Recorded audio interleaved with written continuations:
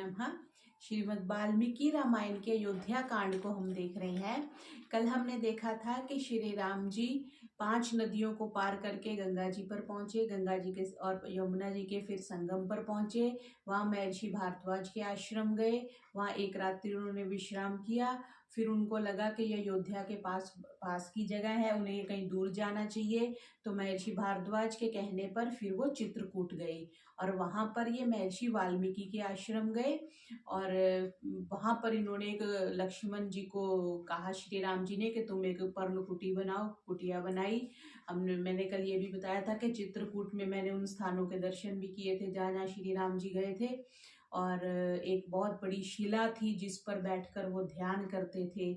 अब जो इतिहास है उसको तो हम समझ सकते हैं कि यही शिला थी वहाँ पर, तो वो यही कहते हैं कि यही शिला थी जहाँ पर बैठकर वो अपना संध्या उपासना करते थे। तो चित्रकूट की वो नदी भी है, वो भी अभी तक है। और कुछ और स्थान भी हैं चित्रकूट में जहाँ तुलसीदास जी ने रामचरितमानस लिखा, वो मंदिर भी अभी है वहाँ पर। तो इस तरह हमने एक कल देखा था। फिर हमने कल जहाँ समाप्त किया था वहाँ पे वापिस हम अयोध्या में आ गए थे। वहाँ हम वापस अयोध्या में आ गए थे और अयोध्या में आकर के फिर हमने देखा कि सुमंत्र वापस आ जाते हैं और कौशल्या माता विलाप करती हैं, दशरथ जी विलाप करते हैं कि तुम उनको वापस क्यों नहीं लेके आए, उनको क्यों छोड़ के आ गई हो। तो हमने कल 46 सर्ग देख लिए थे, आज हम 47वें सर्ग से प्रारंभ कर रहे हैं। अब है कौशल्या का उपालंब और दशरथ का उन्हें प्रसन्न करना। वनम गते धर्मरते रामे रमयतां वरे कौसल्या रुदती स्वार्था भर्तारम इदं ब्रवीत। प्रियतम धर्मनिष्ठ राम के वन गमन के कारण विकल हो रुद्न करती हुई कौसल्या अपने पति महाराज दशरथ को उपालंब देते हुए बोली। उपालंब देना जैसे आजकल की भाषा में कहते हैं उलाहना देना। क्या? यद्यपि त्रिषु लोकेषु प्रथितं ते महद्यशः सानुक्रोशो वदान्यश्च प्रियवादी च राघवः। तीनों लोकों में आपकी यह कीर्ति बड़ी फैली हुई है कि महाराज बड़े दयालु, उदार और प्रियवादी हैं। त्वया तव करुणं कर्म व्यपोहै मम बांधवः निरस्ता परिधावन्ति सुखारः कृपणावने।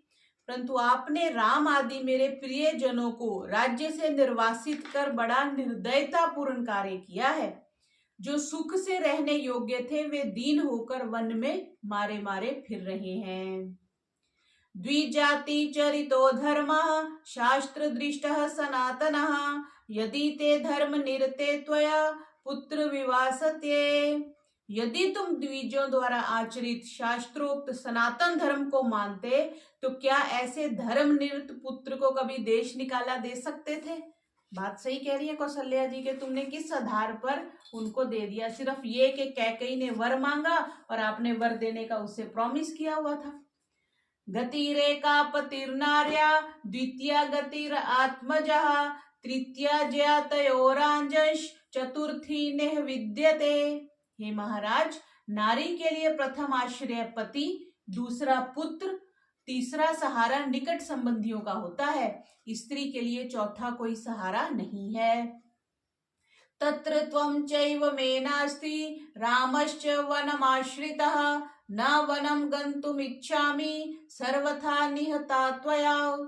इन आश्रयों में आप तो मेरे हैं ही नहीं, दूसरे सहारे राम, क्योंकि वो तो कैकेयी के कहने पे भेज दिया ना, इसलिए कौशल्या जी कह रहे हैं कि आप तो मेरे हैं ही नहीं, दूसरे सहारे राम को भी आपने वन में भेज दिया, आपको छोड़कर मैं वन में भी नहीं जा सकती, अतः आपने मेरा सर्वथा निहता त्वया, आपने मेरा बिल्कुल ही, जो इन्होंने भाषा यूज करी वो तो ये कि आपने मेरा सर्वनाश ही कर दिया। कौशल्या जी की स्थिति तो खराब ही हो गई ना।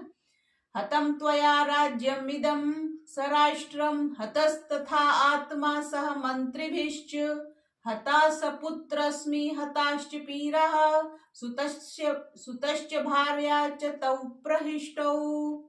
आपने वन में राम को भेजकर अनेक छोटे राज्यों सहित इस विशाल राज्य का, मंत्रियों सहित अपना, पुत्र सहित मेरा और समस्त अयोध्या वासियों का सत्यानाश कर दिया। आपके इस कार्य से केवल दो ही प्रसन्न हैं, आपकी पत्नी कैकेयी और आपका पुत्र भरत।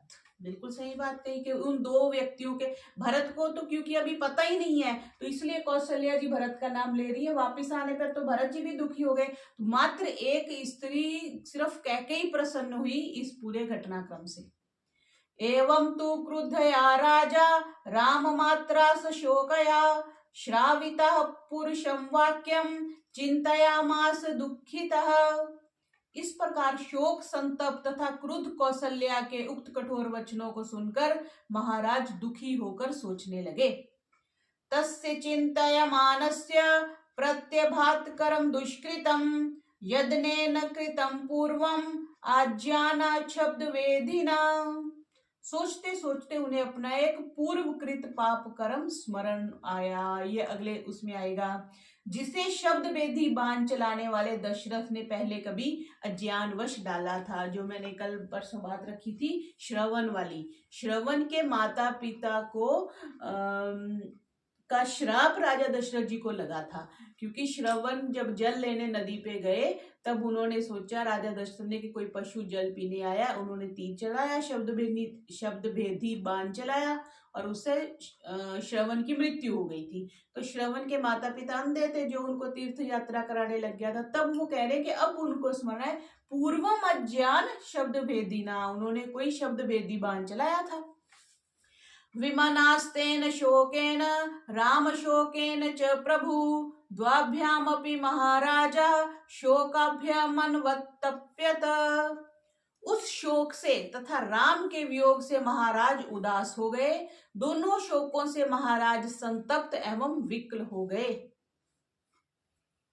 दह्यमाना स शोकाभ्याम कौसल्या भूपतिः वेपमानो अंजलिं कृत्वा प्रसादार्थम वांगमुखः।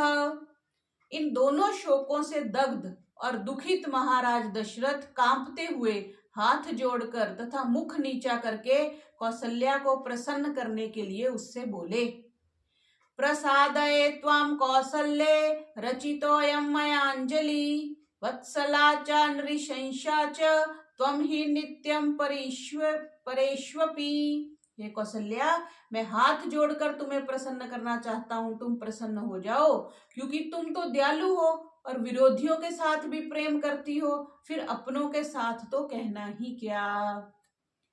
भर्ता तु खलु नारीणां गुणवान् निर्गुणोऽपि वा धर्मं विमृशमाणानां प्रत्यक्षं देवी दैवतम्। हे देवी, यह तो तुम जानती ही हो कि धर्म का आचरण करने वाली स्त्री के लिए उसका पति ही, चाहे वो गुणवान हो या निर्गुण, प्रत्यक्ष देवता होता है। सा त्वं धर्म परा नित्यं दृष्टलोक परावरा न अर्हसे विप्रियं वक्तुं दुखितापि सुदुखितम्।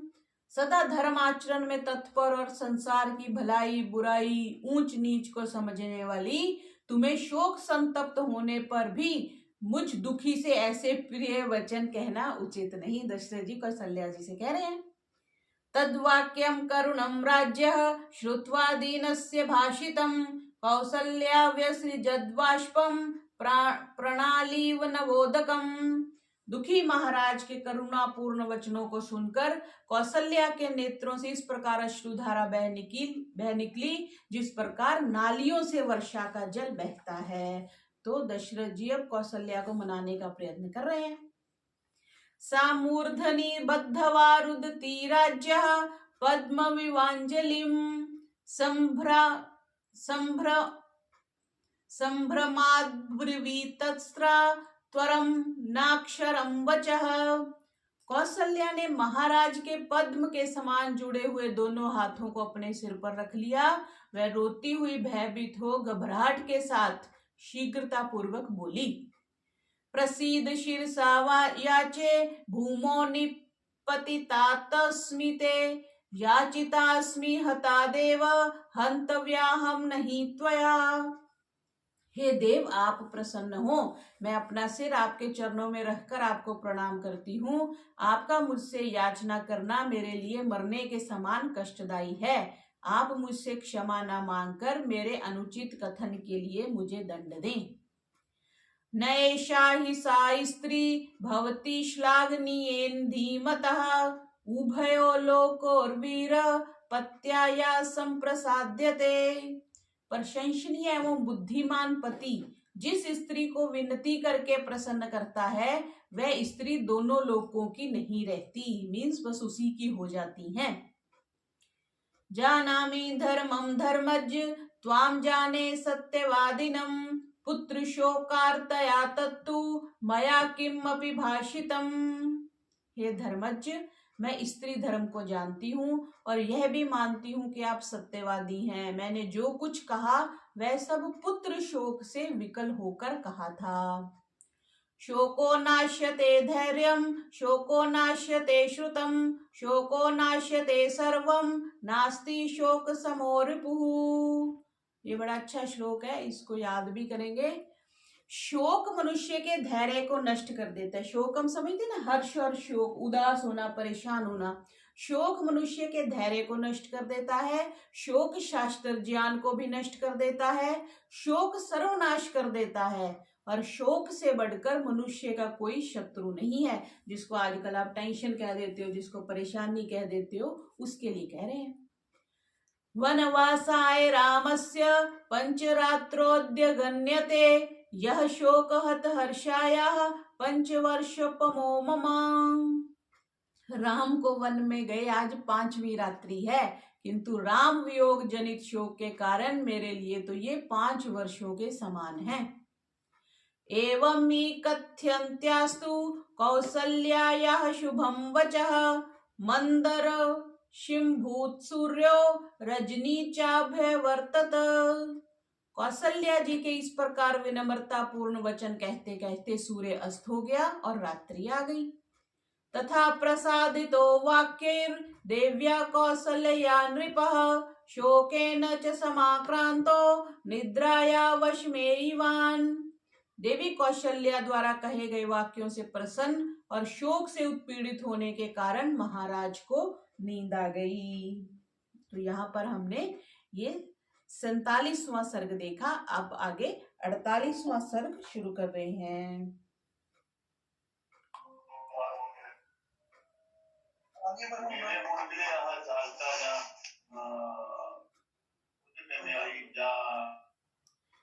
आगे 48वां सर्ग शुरू कर रहे हैं। श्रवण कुमार वध कथा। ये भाई स राजा रजनीं षष्ठीं रामे प्रव्राजिते वनम अर्धरात्रे दशरथा संस्मरण दुष्कृतम कृतम। श्री राम के वन जाने के पश्चात छठी रात को आधी रात के समय महाराज दशरथ को अपने एक पाप कृत्य का स्मरण हो गया। स राजा पुत्र शोकार्तः स्मृत्वा दुष्कृतम आत्मनः कौसल्यां पुत्र शोकार्तम इदं वचनं ब्रवीत।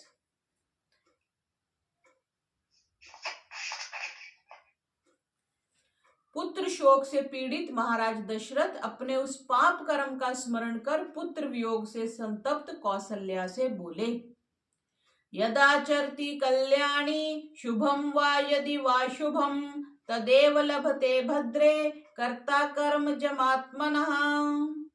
हे कल्याणी, मनुष्य अच्छा या बुरा जैसा भी कर्म करता है उस भले या बुरे कर्म का फल कर्ता को अवश्य मिलता है। ठीक है जी, कर्म का फल हमेशा मिलता है और हर प्रकार से मिलता है, उससे बच नहीं सकते।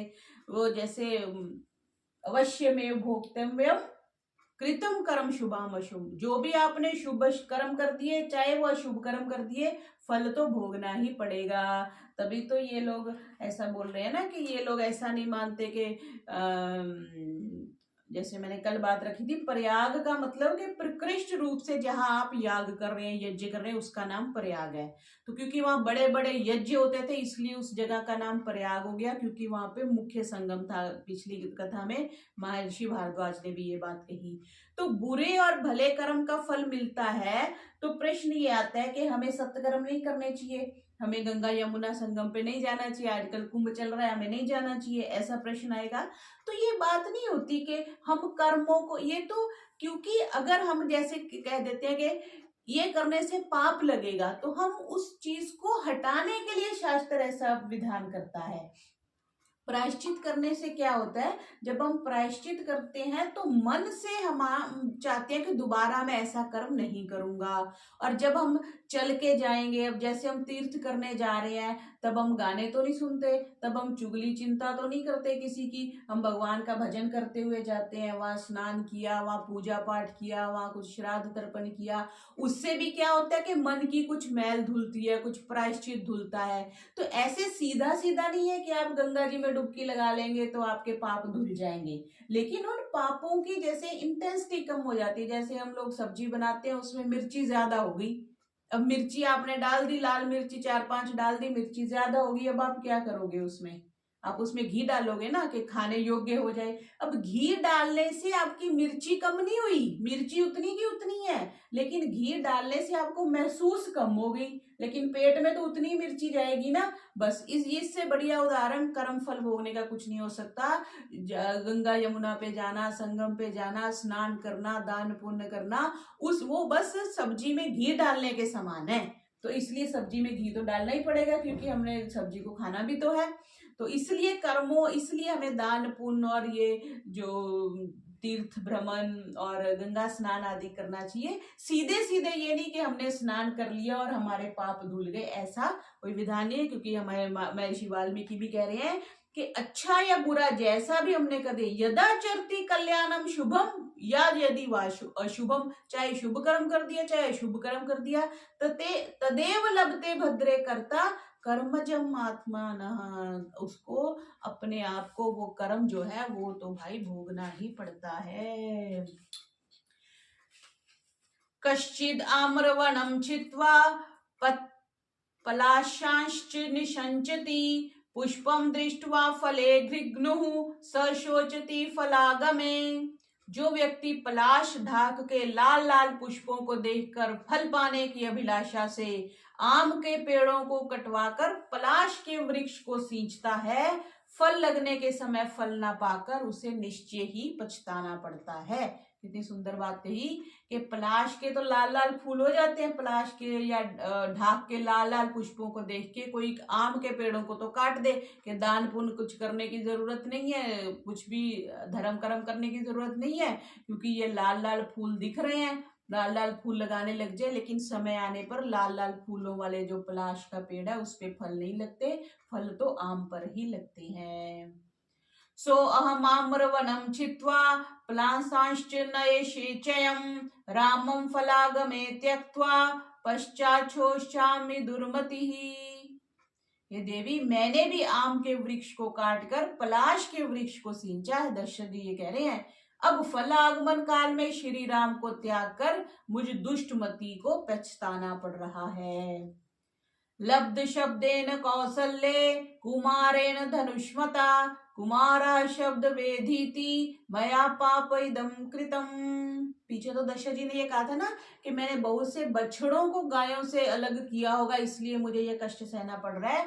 अब यहाँ कह रहे हैं कि हे कौशल्य, अपनी कुमार अवस्था में अपने को शब्द वेदी कहलाकर प्रसिद्ध होने की कामना से धनुष धारण कर मैंने यह पाप किया था। तद्दिदं मे अनुसंप्राप्तं देवी दुःखं स्वयं कृतं, सम्मोहादिह बालेन यथा स्याद् भक्षितं विषम। हे देवी, वही स्वयं किया हुआ मेरा पाप दुख के रूप में मुझे इस प्रकार प्राप्त हो रहा है, जिस प्रकार ज्ञानवश बालक विष खाकर कष्ट सहता है। देवैनूढ़ा त्वं भवो युवराजो भवाम्यहं, ततः प्रावीर्णनुप्राप्ता मम काम विवर्धिनी। देवी, यह उस समय की बात है जब तुम्हारे साथ मेरा विवाह नहीं हुआ था और मैं युवराज था। उन्हीं दिनों एक बार काम के वेग को उत्तेजित करने वाली वर्षा ऋतु आई। तस्मिन्नति सुख काले धनुष्मान कवची रथी, व्यायाम कृत संकल्पः सरयूमन्वगाम नदीम।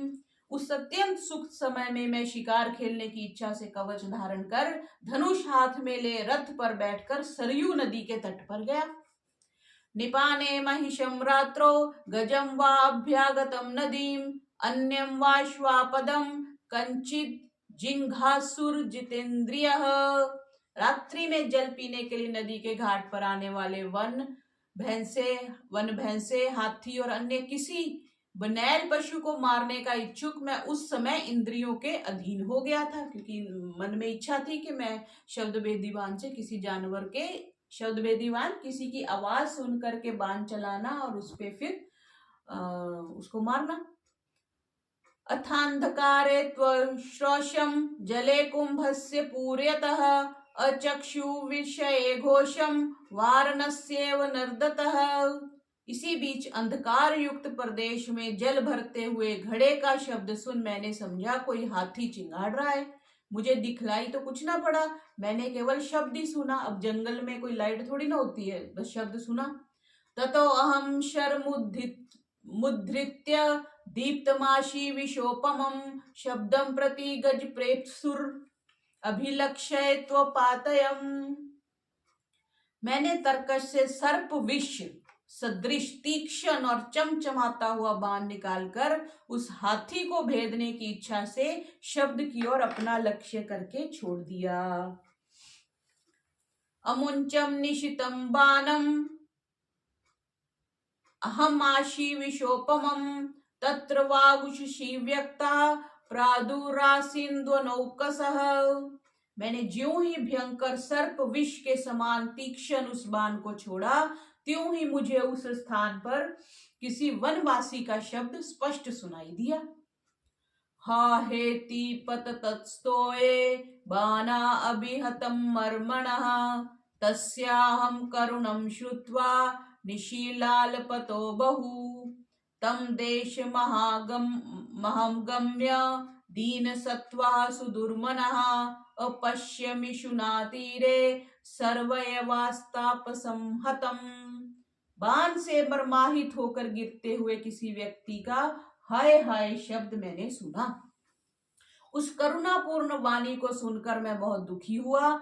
दीन और उदास होकर मैं सरयू के तट पर पहुंचा, जहां एक तपस्वी बाण से घायल पड़ा था। अवकीर्ण जटाभारम प्रविद्ध कलशोदकम पांसुम शोणित दिग्धांगम शयानम शरपीड़ितम। उस तपस्वी के सिर की जटाएं बिखरी हुई थी और घड़े का जल जो है वो फैल गया था। जब गिर गया तो घड़े का जल फैलना था। शरीर रक्त एवं धूल से व्याप्त था। वह भूमि पर पड़ा था और बाण की व्यथा से तड़फड़ा रहा था। स मामुद्वीक्ष्य नेत्राभ्याम त्रस्त अस्वस्थ चेतसम इत्युवाच वचः क्रूरम दिग्क्षणि निव तेजसा। मुझे भयभीत और विकल जान अपने दोनों नेत्रों से मेरी ओर देखकर और मुझे अपनी नेत्र अग्नि से दग्ध करते हुए वह यह कठोर वचन बोला। किम त्वा अपकृतं राजन वने निवसता मया एकेन खलु बाणेन मर्मण्यभिहते मयि द्वावन्धौ निहतौ वृद्धौ माता जन्यता च मे तौ कथम दुर्बलान्धौ मत प्रतीक्षौ पिपासितौ। राजन, वन में निवास करने वाले मैंने आपका क्या बिगाड़ा था? आपने अपने एक ही बाण से मेरे मर्म स्थलों को घायल कर मेरे माता पिता को भी, जो दुर्बल और अंधे हैं वो मेरे आने की प्रतीक्षा करते हुए प्यासे बैठे होंगे, उनको भी मार डाला।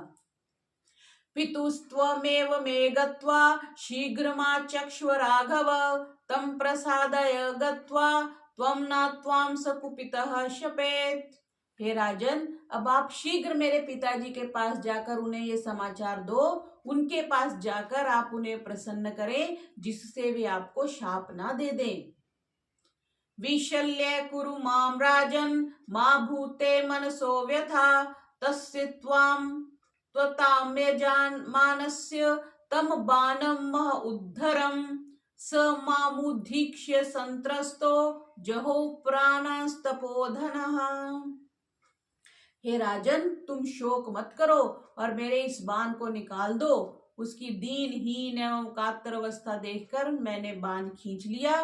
बाण खींचते ही उस मुनि पुत्र ने अत्यंत भयभीत हो मेरी ओर देखा और अपने प्राण छोड़ दिए। तो दशरथ जी को ये कहानी स्मरण आ गई कि ऐसे ऐसे मैंने तब बाण चलाया था और उसके माता पिता अंधे थे, वो उनको कहीं लेके जा रहा था। यहाँ पर तो नहीं आया कि वो तीर्थ यात्रा पे लेके जा रहा था, लेकिन हमने जो कथा सुनी उसमें था। इसमें तो सिर्फ ये कि माता पिता थे और वो जल लेने आया था और वो वनवासी था, वन में ही रहता था। तो आगे 51 में शायद कंटिन्यू करेंगे। दशरथ का परलोक गमन। ततस्तम घटम आदाय पूर्ण परम वारिणा आश्रमम तमहम प्राप्य यथाख्यात पथम गता। महाराज ने अपने कथन को जारी रखते हुए कहा कि मुनि पुत्र श्रवण कुमार के प्राण छोड़ने पर अपने कर्तव्य का निश्चय कर मुनि पुत्र के कलश में जल भरकर उसे उठा, उसके बतलाए मार्ग से मैं मुनि के आश्रम में गया। तो यहाँ पर वो मतलब रास्ते में नहीं थे, आश्रम में गया। तत्र अहम दुर्बलावंधौ वृद्धाव परिनायकौ अपश्यम तस्य पितरौ लून पक्षा विवद्विजौ। उस आश्रम में पहुंचकर मैंने पंख रहित पक्षियों के समान श्रवण कुमार के दुर्बल, अंधे, जराजीर्ण और रक्षा रहित माता पिता को देखा। पद शब्दम तुमे श्रुत्वा मुनिर्वाक्यम भाषत किम चिरायसी मे पुत्र पानीयम क्षिप्रमानय।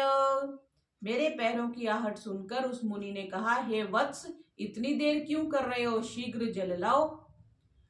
मुनिमव्यक्तया वाचा तमहम सज्जन मानया हीन व्यंजनया प्रेक्ष्य भीत चित्त इवाब्रुवम। उस मुनि को देख अत्यंत भयभीत होकर लड़खड़ाती जीभा से अस्पष्ट अक्षरों में मैंने कहा, क्षत्रियो अहम दशरथो ना अहम पुत्रो महात्मनः सज्जनावमतं दुखम इदं प्राप्तं स्वकर्मजम्।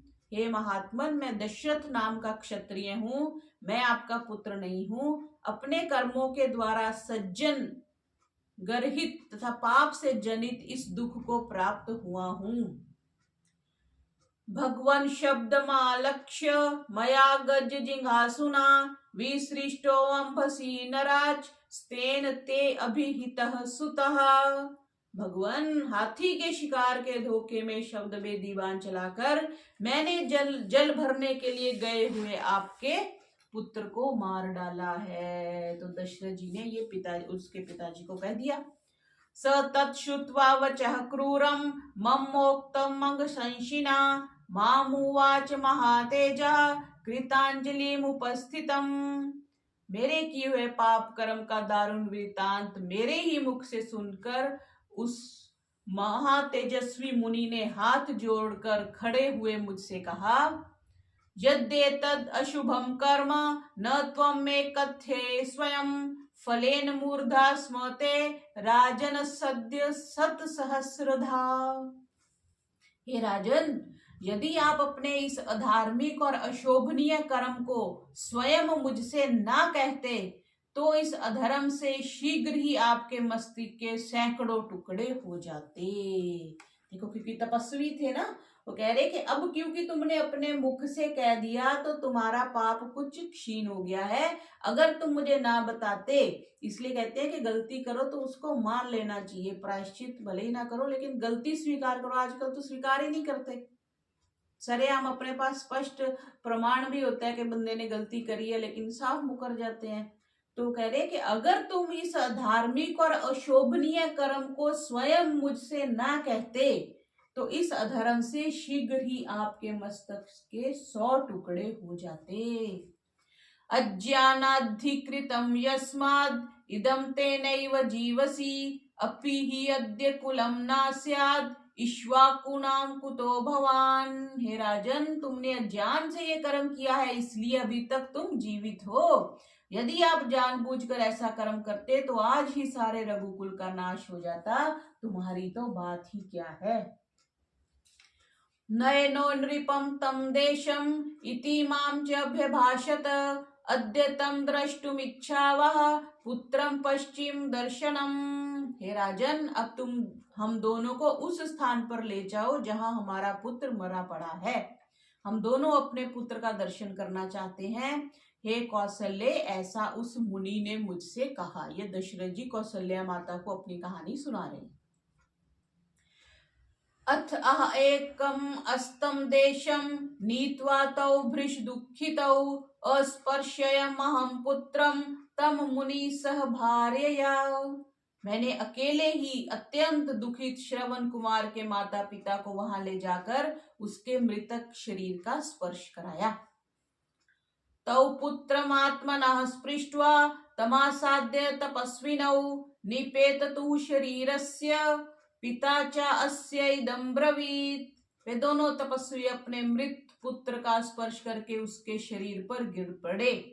फिर उसका पिता कहने लगा, न अभिवादयसे माद्य न च माम अभिभाषसे किन्नु शेषे अद्य भूमौ त्वं वत्स किम कुपितौ हसी। हे वत्स, अपने बच्चे को जैसे बोलते हैं, तूने आज ना तो मेरा अभिवादन किया और ना ही तू मुझसे बोल रहा है। तू भूमि पर क्यों पड़ा है? तू मुझसे क्यों रुष्ट है?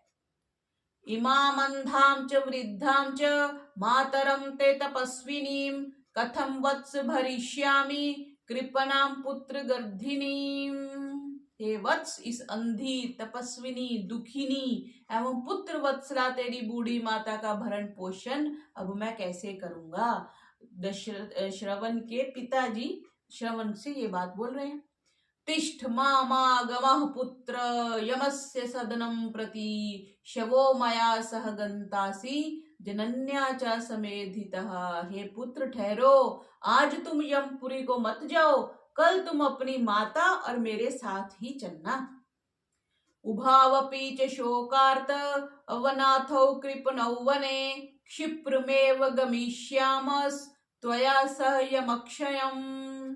तेरे बिना हम दोनों शोकार्त, अनाथ और दीन होकर इस वन में पड़े हैं। तुम्हारे बिना हम दोनों भी शीघ्र ही मृत्यु को प्राप्त हो जाएंगे। एवं सकृपणं तत्र पर्यदेवयतास्कृत सकृत ततो अस्मि कर्तुम मुदकम प्रवृत्तः स भार्यया। इस प्रकार वह दीन तपस्वी बार बार करुणा पूर्वक विलाप कर स्त्री सहित अपने मृत पुत्र को जलांजलि, मृतक शरीर का स्नान आदि करवाने में प्रवृत्त हुआ। सकृत्वा तु उदकं तूर्णं तापसा स भार्यया मामुवाच महातेजः कृतांजलिमुपस्थितम्। महातेजस्वी तपस्वी ने भार्या सहित झटपट पुत्र को जलांजलि देकर हाथ जोड़कर सामने खड़े हुए मुझसे कहा, पुत्र व्यसन जम दुखम यत् एतन्मम सांप्रतम एवं त्वं पुत्र शोकेन राजन कालम गमिष्यसि। दे दिया ना श्राप कि जिस प्रकार आज मैं पुत्र वियोग से दुखी हो रहा हूं, उसी प्रकार तुम भी अपने प्राण प्रिय पुत्र के शोक में प्राण त्यागोगे। ऐसा बोल दिया। एवं शापम मयि न्यस्य विलप्य करुणं बहु चितामारोप्य देहम तन्मिथुनम स्वर्गम अभ्ययात्। इस प्रकार मुझे शाप दे और नाना प्रकार से विलाप करते हुए चिता की अग्नि में देह को भस्म कर वे दोनों स्वर्ग चले गई। अच्छा, क्या बोला? चिताम आरोप्यम देहम, चिता की अग्नि में देह को भस्म कर वे दोनों स्वर्ग चले गए। तद एतत् चिन्तयानेन स्मृतं पापं मया स्वयं तदा बाल्याकृतं देवी शब्द वेद्य अनुकर्षिणा। हे देवी, मतलब उनकी भी डेथ होगी, उसके माता पिता ने भी प्राण त्याग दिए। हे देवी, स्मरण करते हुए आज मुझे अपना वह पाप कर्म स्मरण हुआ जो मैंने मूर्खतावश शब्द वेदी बाण चलाकर किया था। तस्यायं कर्मणो देवी विपाका समुपस्थितः इति उक्त्वा सरुदंस्त ततो भार्यामः च भूमिपः। हे देवी, उस पाप रूपी कर्म का फल आज मेरे सामने है। यह कहकर मृत्यु भय से त्रस्त होकर रोते रोते महाराज दशरथ यदहं पुत्र शोकेन संत्यक्ष्यामि यद् जीवितं चक्षुर्भर्यां त्वां न पश्यामि कौसल्ये साधु मां स्पृश। पुत्र शोक के कारण अब मैं प्राण त्याग रहा हूँ। हे कौसल्य, अब तुम्हें आंखों से देख नहीं पा रहा हूँ, अतः तुम मेरे शरीर का स्पर्श करो। वो आंखों से पहले भी आया था ना कि दशरथ जी कह रहे थे कि मैं देख नहीं पा रहा हूँ, तुम मेरे को छू के दिखाओ। अभी भी वो कह रहे हैं तुम मुझे स्पर्श करो, मैं देख नहीं पा रहा हूँ। चक्षुषा त्वां न पश्यामि स्मृति मर्म विलुप्यते दूता वैव स्वतस्येते कौसल्ये त्वरयन्ति माम। हे कौसल्य, आंखों से मुझे तू दिखाई नहीं देती और मेरी स्मरण शक्ति भी नष्ट होती जा रही है। उधर यमराज के दूत चलने के लिए शीघ्रता कर रहे हैं। अतस्तु किम दुखतरम यदहम जीवितक्षये न ही पश्यामि धर्मज्ञम रामम सत्य पराक्रमम। इससे बढ़कर मुझे और क्या दुख होगा कि मैं मरते समय भी सत्य पराक्रमी धर्मात्मा राम को नहीं देख रहा हूँ। हा राघव महाबाहो हा ममायास नाशन हा पितृप्रिय मेनाथ हा अद्य क्वासी गतः सुत। हा राघव, हा महाबाहो, हा मेरे शोकों को नष्ट करने वाले, हा पिता के प्राण प्रिय पुत्र रघुकुल दीपक, तुम कहाँ हो। हा कौसल्य विनश्यामि हा सुमित्रे तपस्विनी हा नृसंशय ममामित्रे कैकेयी कुलपांसिनी। हा कौसल्य, हा तपस्विनी सुमित्रे, हा कुलनाशिनी शत्रु रूपा दयाहीना कैकेयी, आज मैं प्राण छोड़ रहा हूं। उन दोनों को तो तपस्विनी सुमित्रे कहा, कौशल्या से तो बोले ही, और कुलनाशिनी और शत्रु रूपा दयाहीना कैकेयी, आज मैं प्राण छोड़ रहा हूं। इति रामस्य मातुश्च सुमित्रायाश्च सन्निधौ राजा दशरथाशोचन जीवितांत सुपागमत्। इस प्रकार राजमाता कौसल्या, राम माता कौसल्या और सुमित्रा के समीप महाराज दशरथ ने पुत्र शोक में विलाप करते हुए अपने प्राण त्याग दिए। 60,000 वर्ष की आयु थी दशरथ जी की। आगे 50वें सर्ग में रानियों का विलाप और दशरथ के शव को तेल पात्र में रखना। कौसल्या च सुमित्रा च दृष्ट्वा सपृष्ट्वा च पार्थिवम हा नाथेति परिकृष्य पतेतु धरणीतले। कौसल्या और सुमित्रा महाराज को देखकर तथा उनके शरीर को स्पर्श कर उन्हें मृतक जान हा नाथ कहकर चिल्लाती हुई पछाड़ खाकर पृथ्वी पर गिर पड़ी। कौसल्या वाष्प पूर्णाक्षी विविधम शोक कर्षिता उपगृहे शिरो राज्य कैकेयीं प्रत्यभाषत। फिर शोक से दुर्बल आंखों से आंसू भरे हुए महारानी कौसल्या महाराज दशरथ का सिर अपनी गोद में रखकर कैकेयी को उपालंब देते हुए बोली। सकामा भव कैकेयी भुंक्ष्व राज्यम कंटकम त्यक्त्वा राजानम एकाग्रा निसंशय दुष्टचारिणी। हे निर्दयी और नियम विरुद्ध आचरण करने वाली कैकेयी, नियम विरुद्ध आचरण किया ही, महाराज को परलोकवासी बनाकर तुम्हारा मनोरथ पूरा हो गया, अब तुम निष्कंटक राज्य भोगो। विहाय माम गतो रामो भर्ता च स्वर्गतो मम विपथे सार्थहीनेव ना अहम जीवितुम उत्सहे। राम तो मुझे छोड़कर वन चला गया, पति देव स्वर्गवासी हो गए और दुर्गम पथ में साथियों से हीन पथिक की भांति अब मुझे जीने की इच्छा नहीं है। ये कौसल्या जी बोल रही हैं। भर्तारं तु परित्यज्य का स्त्री दैवतमात्मनः इच्छे जीवितुम मन्यत्र कैकेय्यास्त्यक्त धर्मणः। देव तुल्य अपने पति का परित्याग कर कौन स्त्री जीवित रहना पसंद करेगी? हाँ, कैकेयी अवश्य जिएगी क्योंकि उसने अपने धर्म का त्याग कर दिया है। ताम तथा संपरिष्वज्य विलपन्तीं तपस्विनीं व्यपनिन्युः सुदुःखार्तः कौसल्यां व्यवहारिकः। अपने पति का आलिंगन कर विलाप करती हुई उस तपस्विनी कौसल्या को व्यवहार कुशल मंत्रियों ने वहां से हटाया। तैलद्रोण्यामथामात्याः संवेश्य जगतीपतिं राज्या स्वर्णायथादिष्टाश्चक्रू कर्माण्यनंतरम। मंत्री लोगों ने तेल पूर्ण पात्र में महाराज के शव को रख दिया, जिससे उनका शव बिगड़े नहीं। तदंतर वे वशिष्ठ आदि गुरुजनों की आज्ञा से अन्य राजकर्मों को करने लगे। ना तु संस्करणं राज्यो विना पुत्रेण मंत्रिणः सर्वज्ञा कर्तुमीशुस्ते ततो रक्षन्ति भूमिपम्। समय उचित कर्तव्यों को जानने वाले मंत्रियों ने पुत्रों के बिना महाराज की अंत्येष्टि संस्कार करना उचित नहीं समझा, अतः उन्होंने महाराज के शरीर को तेल पात्र में रखवा दिया। क्योंकि 2 पुत्र तो वन को चले गए, शत्रुघ्न और भरत जी पहले से ही अपने ननिहाल में गए हुए थे।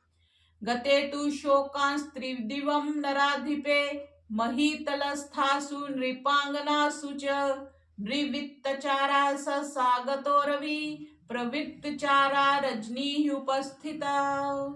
लोकपति महाराज दशरथ के स्वर्ग सिधारने पर उनकी सब रानियां भूमि पर पड़ी रुदन कर रही थी। इतने में ही अंशुमाली अपनी किरणों समेत अस्त हो गए और अंधकार से आवृत रात्रि उपस्थित हो गई। इस प्रकार श्री दशरथ जी ने स्मरण करके कि मैंने ऐसे ऐसे पाप किया था, तो जैसे श्रवण के माता पिता ने प्राण छोड़े थे पुत्र वियोग में, ऐसे दशरथ जी ने भी पुत्र वियोग में अपने प्राण छोड़ दिए। तो आज हमने 50 सर्ग अयोध्या कांड के देख लिए। तो आज का पाठ इतना ही करते हैं। बोलिए मर्यादा पुरुषोत्तम श्री रामचंद्र की जय।